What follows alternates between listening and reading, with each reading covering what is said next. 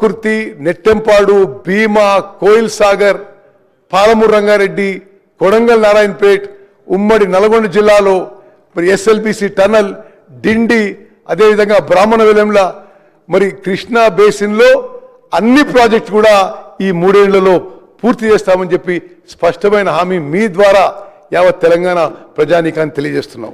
Okay, go to first slide. ఇప్పుడు నేను ఈ ప్రెజెంటేషన్లో కొన్ని ప్రత్యేక అంశాలు, ఆ తర్వాత కృష్ణా జలాలు చారిత్రాత్మక దృక్పథం, ఆంధ్రప్రదేశ్ పునర్విభజన చట్టంలో నదీ జలాల విషయంలో ఏముందో, కృష్ణా జలాల పంపిణీ, పోతిరెడ్డిపాడు హెడ్ రెగ్యులేటర్ మరియు రాయలసీమ లిఫ్ట్ ఇరిగేషన్ పథకం, Telangana approach in further terms of reference, మరి పాలమూరు రంగారెడ్డి ఎత్తిపోతల పథకం, కృష్ణా బేసిన్ ప్రాజెక్టుల నిర్లక్ష్యం విషయంలో, అదేవిధంగా కృష్ణా బేసిన్ మరి ఇరిగేషన్ ప్రాజెక్ట్స్లో మా ప్రభుత్వం యొక్క వే ఫార్వర్డ్ విషయం కూడా వివరించబోతుందని మనం చేస్తున్నాం. మరి సభ్యులందరూ కూడా స్క్రీన్ మీద ఉన్న విషయాలు గమనించాలి. ఏ విధంగా కాళేశ్వరం ప్రాజెక్టుపై ఎంత మోసుందో, పాలమూరు రంగారెడ్డి ప్రాజెక్టు ఎంత నిర్లక్ష్యానికి గురైందో.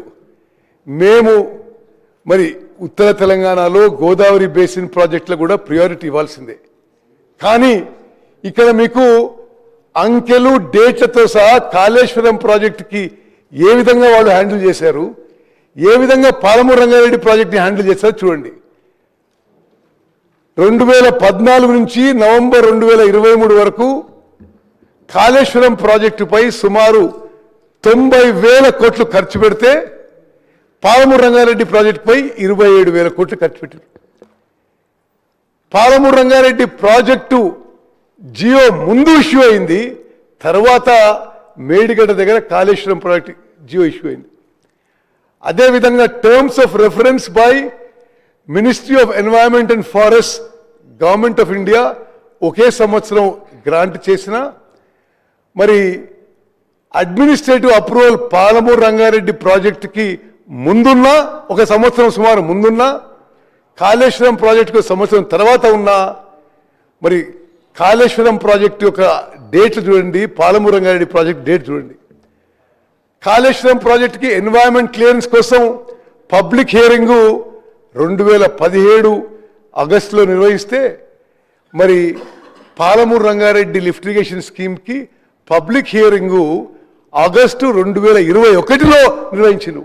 అంటే సుమారు 4 ఏళ్ల తర్వాత మరి పాలమూరు రంగారెడ్డి ప్రాజెక్ట్ని స్లో డౌన్ చేయాలి, పాలమూరు రంగారెడ్డి ప్రాజెక్ట్స్ని వర్క్ని స్లో డౌన్ చేయాలని స్పష్టంగా 21లో ఆనాటి ఈఎన్సీ పాలమూరు రంగారెడ్డి ప్రాజెక్ట్ ఇంజనీర్లకి చెప్పిన విషయం కూడా ఉమ్మడి మహబూబ్నగర్ జిల్లా ప్రజలందరికీ తెలవాలి.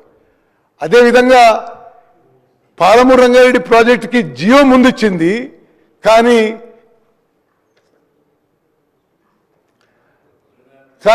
అదేవిధంగా డిపిఆర్ సబ్మిషను కాళేశ్వరం ప్రాజెక్టుకేమో 2017లో సబ్మిట్ చేస్తారు, పాలమూరు రంగారెడ్డి ప్రాజెక్టుకేమో సుమారు 5 ఏళ్ల తర్వాత సబ్మిట్ చేస్తారు. అదేవిధంగా ఎన్వైరన్మెంట్ క్లియరెన్స్ కాళేశ్వరం ప్రాజెక్టుకేమో 2017లో వస్తుంది. మరి ఇప్పటి వరకు వాళ్ళు దిగిపోయే వరకు ఎన్వైరన్మెంట్ క్లియరెన్స్ లేదు, సిడబ్ల్యూసి క్లియరెన్స్ లేదు, టిఎస్సి అప్రూవల్ లేదు. మరి కాళేశ్వరం ప్రాజెక్టు మాత్రం 90,000 కోట్లు ఖర్చు పెట్టి మరి వాళ్ళు జూన్ 2019లో దీన్ని ప్రారంభోత్సవం చేసిండ్రు, ఆల్రెడీ కూలిపోయింది. మరి మొత్తం దాని కింద వచ్చిన ఆయకట్టు 98,000 ఎకరాలు. అంటే నేను కాళేశ్వరం ప్రాజెక్టు కానీ మరి గోదావరి బేసిన్ ప్రాజెక్టులో ఇంత ఖర్చు పెట్టినా ఇంకెక్కువ ఖర్చు పెట్టినా మాకు అభ్యంతరం లేదు. కానీ పాలమూరు రంగారెడ్డి ప్రాజెక్టుకి ఏ విధంగా నిర్లక్ష్యం జరిగిందో చాలా స్పష్టంగా తెలియదర్చును. అదేవిధంగా మరి పాలమూరు రంగారెడ్డి ప్రాజెక్టు ఉమ్మడి ఆంధ్రప్రదేశ్లో జూరాల సోర్స్గా ప్రాజెక్టు మొదలు పెడితే, ఆ తర్వాత ప్రభుత్వం మారి తెలంగాణ రాష్ట్రం వచ్చిన తర్వాత నీటి సోర్స్ని జూరాల నుంచి శ్రీశైలంకి మార్చారు. అదే జూరాల ఉంటే 2.8 టీఎంసీ పర్ డే 25 రోజుల్లో 70 టీఎంసీలతో మరి 10 లక్షల ఎకరాలకు నీళ్ళు వచ్చేవి. ఆ ప్రాజెక్టు 32,000 కోట్లలో పూర్తయ్యేది. ఇప్పుడు పాలమూరు రంగారెడ్డి ప్రాజెక్టు వాళ్ళు జియో ఇష్యూ చేసిందేమో 35,000 కోట్లకి. ఆ తర్వాత detail project report central water కమిషన్కి సబ్మిట్ ఇచ్చింది 55,000 కోట్లకి.